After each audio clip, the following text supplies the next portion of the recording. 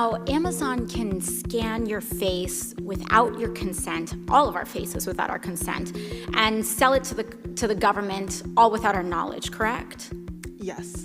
And, Mr. Chair, I'd like to seek unanimous consent on how Amazon actually met with ICE officials over a facial recognition system that could identify immigrants. I'd like to submit this to the congressional record. Without objection. Thank you so much.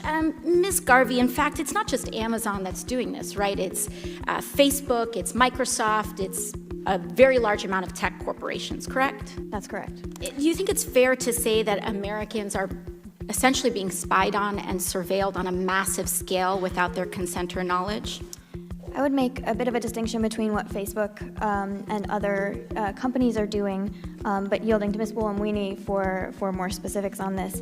I will say most of the law enforcement agency systems operate on DMV databases or mugshot databases, so information that has been collected by agencies rather than companies. Okay, thank you. Mr. Ferguson, one of the prime constitutional concerns about the non-consensual use of facial recognition technology is rooted or alluded to in the 14th Amendment, correct? It's correct, it's one of them. And right now, companies, governments, agencies can essentially steal or use your biometric data from you without your consent, and this is outrageous, right? Because this is America, and we have a right to privacy. Isn't that right, Ms. Koliani? That's absolutely right. Thank you so much. Ms. Buolamwini, I heard your opening statement, and we saw that these algorithms are effective to different degrees. So are they most effective on women?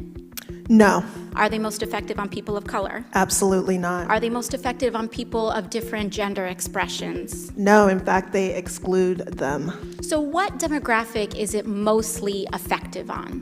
White men. And who are the primary engineers and designers of these algorithms? Definitely white men. So we have a technology that was created and designed by one demographic that is only mostly effective on that one demographic, and they're trying to sell it and impose it on the entirety of the country.